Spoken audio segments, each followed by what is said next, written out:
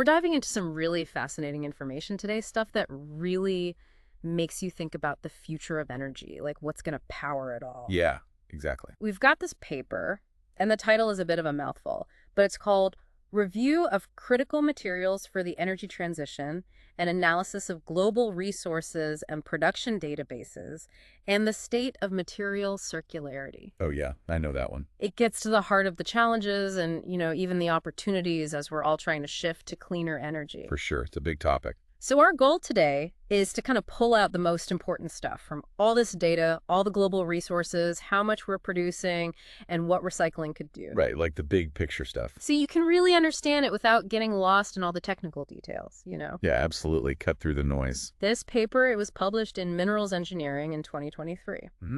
And it asks a really basic question, but a really important one. Are we actually going to have enough raw materials? Oh, yeah, that's the big one. The ones we need to make all this renewable energy stuff work. Exactly. They call them critical materials. Right. Solar panels, wind turbines, even electric vehicles, all that. It's all about those materials, yeah. The authors looked at tons of existing research on reserves, resources, and production data. Right, and they didn't just stop there. And then they used that data to try and project production into the future. Yeah, to connect what we know now about these critical materials and what that means for a sustainable energy future. That's the real key, the sustainability part. Exactly. And this isn't just some theoretical stuff for academics. This is real-world stuff that affects all of us. It's practical, yeah. Whether you're, I don't know, getting ready for some big meeting about energy infrastructure or just trying to understand this crazy world of energy, or even just curious about what the future holds. Or all of the above. It's really important to understand what the limitations might be, what we depend on, all that. Yeah, it's all connected. So today, in our deep dive, we're going to try and give you a clearer view of what challenges might be coming up. For sure. Which materials are the most important, and how much could recycling actually help? Like, what can we actually do? We'll try to avoid all the technical jargon and just hit the main points, the aha moments. Yeah, exactly. So let's start with how different parts of the world actually define critical materials, because that's a good starting point. Yeah, you'd think there would be a simple answer, but Right. it's not that simple. The paper points out that there's no single, universally agreed upon definition. Everyone's got their own idea. It depends on who's doing the defining. Like the US and the EU, they tend to look at it from their own economic perspective. Makes sense, in a way. They define critical materials as those that are important for their economies and also have vulnerable supply chains. So they're looking at what they need and also what risks they face. Yeah, exactly. And the European Commission, they're really focused on replacing fossil fuels, right? Right. They see critical materials as key to that whole transition. Yeah, getting away from oil and gas and all that. So it's interesting, though, because when you compare the lists of critical materials from different countries. Oh, yeah, that's where it gets interesting. Like the US, EU, Japan, Canada, even China. They're not all the same. They all have their own lists, and there's a lot of variation. It's kind of surprising, isn't it? Yeah, it is. In fact, there are only a handful of materials that show up on every single one of those government lists. Like the ones they all agree on. Yeah. Things like antimony, cobalt, lithium, natural graphite, rare earth elements, and tungsten. Right. Those like the all-stars. But then you look at international organizations like the IEA and the World Bank Group. They take a different approach, don't they? They do. They narrow it down even further, focusing only on the materials that are vital for the energy system itself. So it's all about what's absolutely essential. Right. And the paper argues that these different definitions, they're often driven by short-term political and economic interests. Well, yeah, each country's looking out for itself. Each country has its own needs and its own risks. So they make their assessments based on what they think their future needs will be. It's a very me-first kind of approach. It is. And it's understandable. But is it the best way to deal with a global problem? That's the question, isn't it? The paper suggests that maybe a more global perspective would be better. Right, like everyone working together. Yeah, a shared understanding of how these materials flow around the world. So everyone's on the same page. Exactly. So to get a better handle on this global picture, the researchers looked at some big material databases. Like, where's all the data coming from? Yeah, they used ones from the U.S. Geological Survey, the USGS, and the British Geological Survey, the BGS. Those are pretty comprehensive, right? They are. They have tons of information on resources, reserves, and production for all these materials. So what's the difference between resources and reserves again? It's important to keep them straight. Yeah, it can be a bit confusing. So reserves are the deposits that we know we can extract right now. Like with the technology we have today. Yeah, and at a cost that makes economic sense. Right, so it has to be worth it. But resources, that's a broader category. It includes all the deposits that exist, even if we can't get to them easily right now. So stuff that might be too expensive to extract or we don't have the tech for it yet. Exactly. But those things could change, right? Yeah, they could.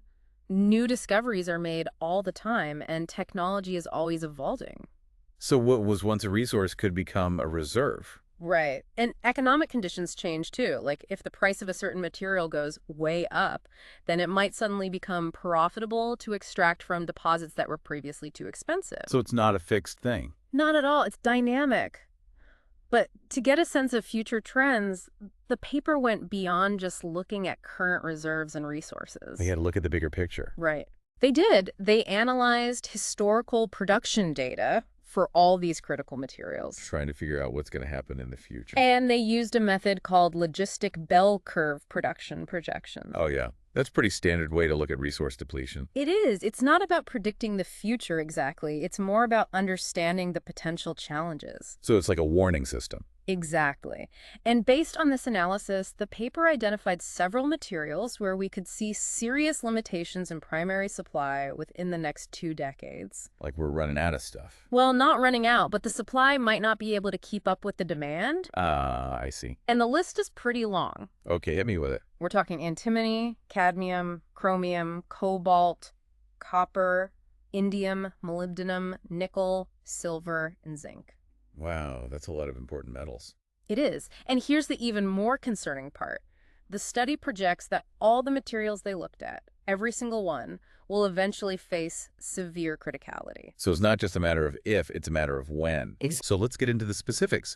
What did those production projections look like? Okay, so under a low production scenario, which means assuming we're only using currently known reserves, Right.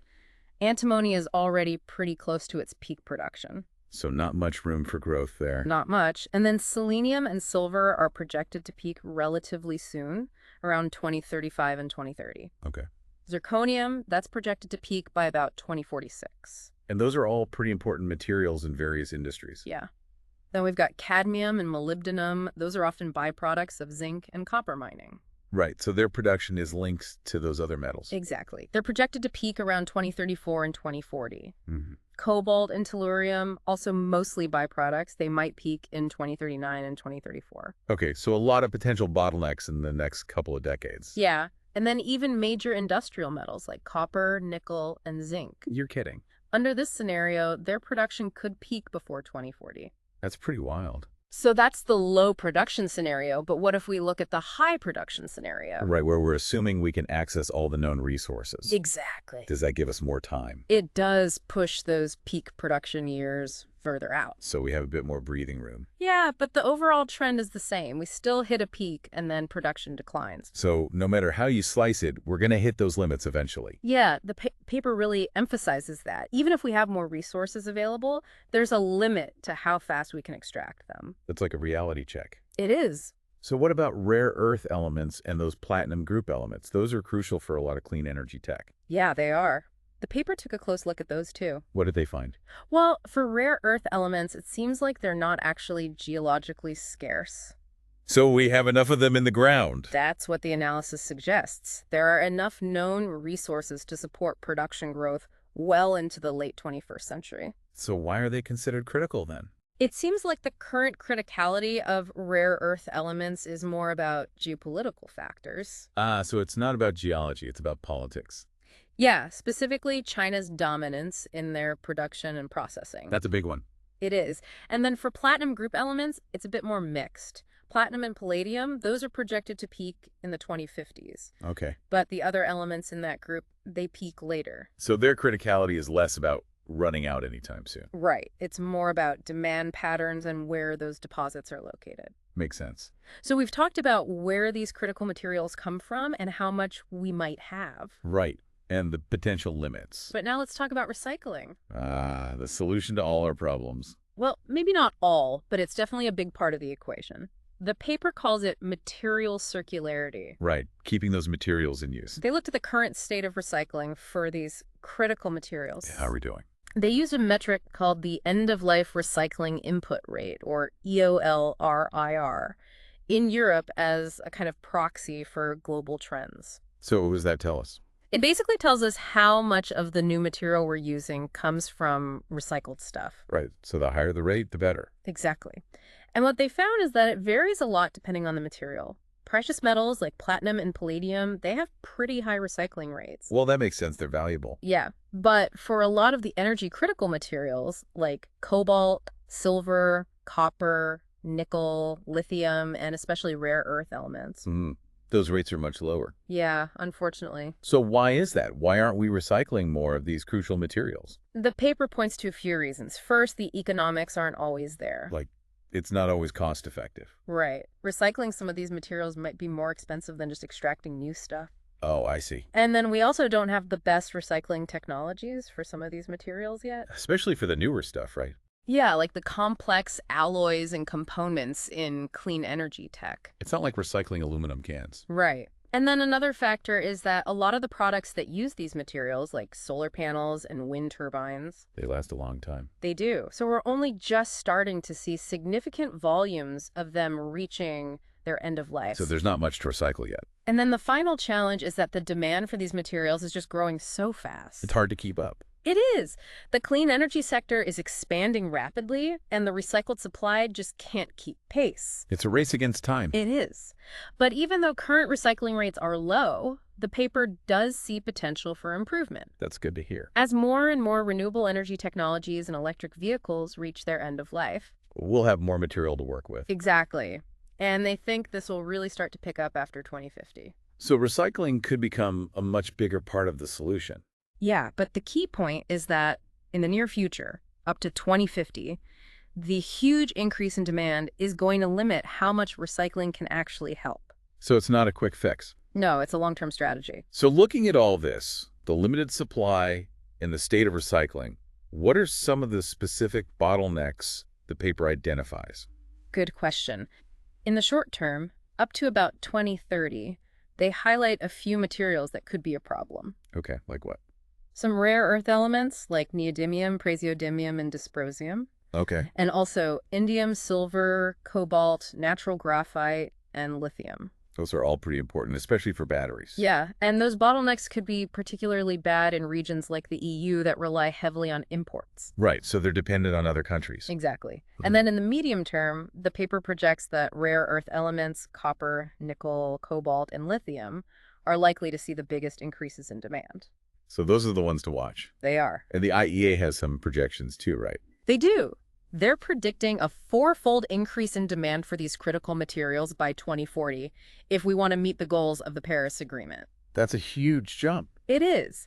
And if we're talking about a net zero emissions scenario, that demand could increase by 6 times by 2040. Wow, that's even more dramatic. Yeah, and the share of these materials going into clean energy specifically, that could rise dramatically too. Like how much are we talking? For copper, it could jump to 45% of total demand. Okay. Lithium, that could go up to 90%. Wow. And neodymium, around 40%. So these are not small changes. Not at all. And looking even further out, beyond 2040, the paper highlights a few materials that are at high risk of becoming bottlenecks in the medium to long term. Okay, so even more potential problems down the road. Yeah. Cobalt, nickel, lithium, tellurium, neodymium, dysprosium, and terbium. Right, some of the usual suspects. The demand for those materials could exceed the projected production. Not good. And that risk is even higher if we try to transition to 100% renewable energy quickly. It's a tough balancing act. It is. And the paper also points out that the mining industry itself faces challenges in keeping up with this demand. Right, it's not like we can just flip a switch and get more mines. Exactly. Developing new mines can take decades, up to 30 years. That's a long time. And it's not without risks, both financial and ecological. Mining can be a pretty messy business. It can be. So, given all these challenges, what does the paper suggest we do? Well, they really emphasize the need for a global effort. Like, everyone needs to work together. Yeah. They argue that we need to move beyond these localized definitions of criticality and adopt a global perspective. So we need a shared understanding of the problem. Exactly. They propose a global concept of criticality that focuses on sustainable energy, resource availability, recycling, the possibility of substituting materials, and production rates. So it's a more holistic approach? Right. But is that even realistic? It's a good question. It's a challenge to get countries to agree on anything, especially when it comes to resources. Because they all have their own interests. Exactly. But the authors argue that even if we can't get a single unified definition, moving towards a more global understanding would be a huge step forward. Makes sense. So what does all this mean for our listeners? What are the key takeaways from all this information? I think the biggest one is that the supply chain for these critical materials, it's fragile. Right. It's not as secure as we might think. The materials we need for a clean energy future, they're not always readily available. And recycling, while it's important, it's not a silver bullet. It's not going to solve all our problems overnight. It takes time to scale up recycling infrastructure and technologies. And in the short term, it's just not enough to meet the growing demand. We need to be realistic about that. And the final takeaway, I think, is that we really need to think globally. It's a global problem. It is. We can't just focus on our own national interests. We need to understand how these materials flow around the world. And we need to work together to manage them sustainably. Exactly. This deep dive really shows that the energy transition is about more than just building new tech. It's about the materials, too. It's about the Earth's resources and how we use them. It makes you think. It does. What other solutions are out there beyond mining and recycling? What can we do to make sure we have a sustainable energy future? That's something for all of us to consider. That's a good question to leave our listeners with. Yeah, some food for thought.